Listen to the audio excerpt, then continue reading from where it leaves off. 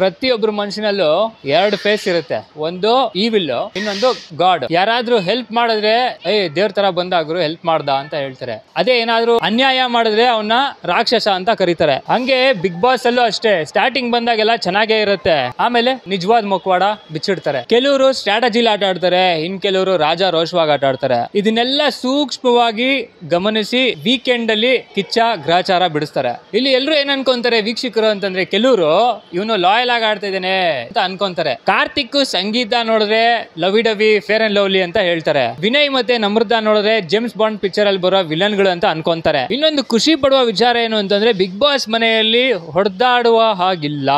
ಅಕಸ್ಮಾತ್ ಆಗಿ ಹೊಡೆದಾಡಿದ್ದು ಕಂಡು ಬಂದ್ರೆ ಇಮ್ಮಿಡಿಯೇಟ್ ಆಗಿ ಎವಿಕ್ಟ್ ಆಗ್ಬಿಡ್ತಾರೆ. ಐ ಥಿಂಕ್ ನೀವು ಪ್ರೀವಿಯಸ್ ಬಿಗ್ ಬಾಸ್ ಅಲ್ಲಿ ನೋಡಿರ್ತೀರಾ ಅನ್ಕೋತೀನಿ. ಉಚ್ಚಾ ವೆಂಕಟ್ ಅವರು ಹೊಡೆದಾಗ ಇನ್ನೊಬ್ಬ ಕಂಟೆಸ್ಟೆಂಟ್ ಗೆ ಇಮಿಡಿಯೇಟ್ ಆಗಿ ಅವರು ಎವಿಕ್ಟ್ ಆಗಿರ್ತಾರೆ. ಐ ಥಿಂಕ್ ನೀವು ನೋಡಿರ್ತೀರಾ ಅನ್ಕೋತೀನಿ. ಇವೆಲ್ಲ ಬೇರೆ ಬೇರೆ ಬಿಗ್ ಬಾಸ್ ನೋಡಿರ್ತೀರಾ ಅನ್ಕೋತೀನಿ ಅಪಾರ್ಟ್ ಫ್ರಮ್ ಕನ್ನಡ. ಸೊ ಯಾವ ತರ ಹೊಡೆದಾಡ ರೇಂಜ್ ಗೆನೆ ಹೋಗ್ತಾರೆ, ತುಂಬಾ ಒಂಥರ ವೈಲೆಂಟ್ ಆಗೇನೆ ಹೋಗ್ತಾರೆ. ಹಿಂದಿ ಬಿಗ್ ಬಾಸ್ ನೀವು ನೋಡಿರ್ತೀರಾ ಅನ್ಕೋತೀನಿ. ಸಿದ್ಧಾರ್ಥ್ ಶುಕ್ಲಾ ಅವರ ಯಾವ ಒಂದು ಸೀಸನ್ ಇತ್ತಲ್ಲ, ಆ ಸೀಸನ್ ಒಂದ್ಸಲ ನೋಡಿ ನೀವು ಗೊತ್ತಾಗುತ್ತೆ ಎಷ್ಟು ಒಂದು ವೈಲೆಂಟ್ ಆಗಿತ್ತು ಅಂತ. ನಾನು ನೋಡಿದ ಪ್ರಕಾರ ಇದು ನೆಕ್ಸ್ಟ್ ಲೆವೆಲ್ ಫೈಟ್ ಅಂತಾನೆ ಹೇಳ್ಬೋದು. ಯಾವ್ದು ಅಂದ್ರೆ ಸಿದ್ಧಾರ್ಥ್ ಶುಕ್ಲಾ ಅವ್ರು ಇದ್ದಾಗ ಹಿಂದಿ ಬಿಗ್ ಬಾಸ್ ಅಲ್ಲಿ ಒಬ್ಬೊಬ್ರು ಕಂಟೆಸ್ಟೆಂಟ್ ನೋಡ್ಬಿಟ್ಟು ಅವ್ರ ಹಂಗೆ ಇವ್ರಿಂಗೆ ಇವಳಂಗೆ ಅವಳಿಂಗೆ ಅಂತಾನೆ ಹೇಳ್ತಾರೆ. ಎಷ್ಟೊಂದ್ ಜನ ಕೇಳಿರ್ಬೋದು ಅನ್ಕೋತೀನಿ ನೀವು ಕೂಡ ಫ್ರೆಂಡ್ ಸರ್ಕಲ್ ಅಲ್ಲಿ, ಅಥವಾ ಯಾರೋ ಒಬ್ರು ಮಾತಾಡಿರ್ತಾರೆ ಈ ವಿಚಾರದ ಬಗ್ಗೆ ಅಲ್ವಾ. ಇವಳು ಬಾಯ್ ಬಡ್ಕಿ, ಅವನು ಬಾಯ್ ಬಡ್ಕ, ಅವನು ಹುಚ್ಚಾಪಟೆ ಮಾತಾಡ್ತಾನೆ, ಹುಚ್ಚನ್ ತರ ಆಡ್ತಾನೆ, ಇವಳು ಹುಚ್ಚಿ ತರ ಆಡ್ತಾಳೆ, ಸೈಕಿಕ್ ಇರ್ಬೇಕು ಇವಳು, ಈ ತರದೆಲ್ಲ ನೀವು ಕೇಳಿರ್ತೀರಾ ಅಂತ ಅನ್ಕೋತೀನಿ. ಕರೆಕ್ಟ್ ಅಲ್ವಾ?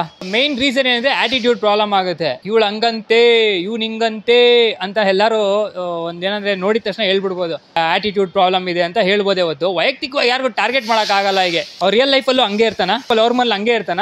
ಜಡ್ಜ್ಮೆಂಟ್ ಬಗ್ಗೆ ಎಷ್ಟೊಂದ್ ಜನ ಮಾತಾಡ್ತಾರಲ್ಲ, ಅವ್ರ ಹಂಗೆ ಇವ್ರ ಹಿಂಗೆ ಅಂತ. ನಾನು ಚಿಕ್ಕದಾಗ ಒಂದು ಎಕ್ಸಾಂಪಲ್ ಕೊಡಕ್ಕೆ ಇಷ್ಟಪಡ್ತೀನಿ ನಿಮ್ಗೆ.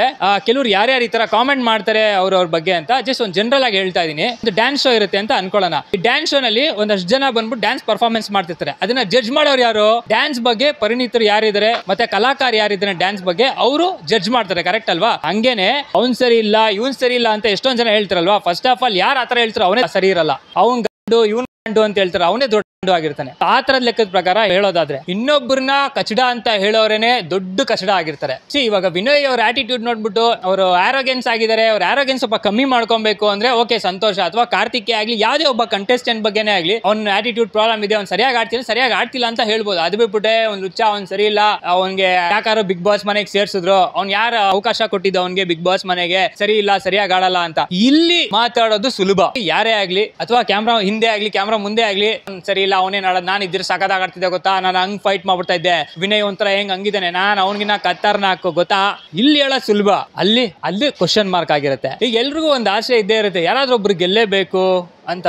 ಬಿಗ್ ಬಾಸ್ ಈ ಸೀಸನ್ 10 ಸೀಸನ್ ವಿನಯ್ ಗೆಲ್ಬೇಕು ಅಂತ, ಇನ್ನೊಂದಷ್ಟು ಜನ ಕಾರ್ತಿಕ್ ಗೆಲ್ಬೇಕು ಅಂತ, ಇನ್ನೊಂದಷ್ಟು ಜನ ಸಂಗೀತ ಗೆಲ್ಬೇಕು ಅಂತ ಒಂದಷ್ಟು ಜನ ಇರುತ್ತೆ. ಇನ್ನೂ ಒಂದಷ್ಟು ಜನ ಇದಾರೆ ಡ್ರೋನ್ ಪ್ರತಾಪೇ ಗೆಲ್ಬೇಕು ಅಂತಾರೆ, ಇಲ್ಲ ವರ್ತೂರ್ ಸಂತೋಷ್ ಗೆಲ್ಬೇಕು ಅಂತಾರೆ. ಸೊ ಆತರ ಒಬ್ಬೊಬ್ರದ್ದು ಒಂದೊಂದು ಮೆಂಟಾಲಿಟಿ ಇರುತ್ತೆ. ಒಬ್ಬೊಬ್ರು ಒಂದೊಂಥರ ಇಷ್ಟಪಟ್ಟಿರ್ತಾರೆ, ಒಬ್ಬ ಕಂಟೆಸ್ಟೆಂಟ್ ಗಳ ಇಷ್ಟಪಟ್ಟಿರ್ತಾರೆ.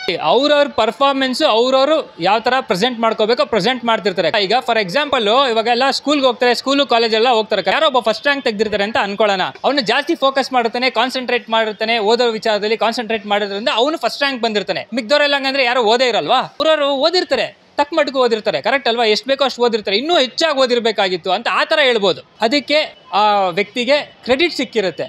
That simple. ನಾನು ಯಾಕೆ ಈ ವಿಚಾರ ಹೇಳ್ದೆ ಅಂತಂದ್ರೆ, ಒಬ್ರಿಗೆ ನಾವು ಹರ್ಟ್ ಮಾಡೋದು ದೊಡ್ಡ ವಿಚಾರ ಅಲ್ಲ, ಅವ್ರಿಗೆ ಅಂತ ಒಂದು ಪರ್ಸನಲ್ ಲೈಫ್ ಅಂತೂ ಇದ್ದೇ ಇರುತ್ತೆ. ಇಲ್ಲಿ ಒಬ್ಬೊಬ್ರದ್ದು ಒಂದೊಂದು ಅಭಿಪ್ರಾಯ ಇರುತ್ತೆ, ನಂದೊಂದು ಅಭಿಪ್ರಾಯ ಇರುತ್ತೆ, ನಿಮ್ದೊಂದು ಅಭಿಪ್ರಾಯ ಇರುತ್ತೆ, ಇಲ್ಲಿ ಎಷ್ಟೊಂದು ಜನದ್ದು ಒಂದೊಂದು ಅಭಿಪ್ರಾಯ ಇದ್ದೇ ಇರುತ್ತೆ. ಕರೆಕ್ಟ್ ಅಲ್ವಾ? ಈಗ ನಾನು ಹೇಳಿದ್ರಲ್ಲಿ ತಪ್ಪಿದ್ರೆ ದಯವಿಟ್ಟು ಕ್ಷಮೆ ಇರಲಿ, ನೀವು ಕಾಮೆಂಟ್ ಮುಖಾಂತರ ನನಗೆ ತಿಳಿಸಿ.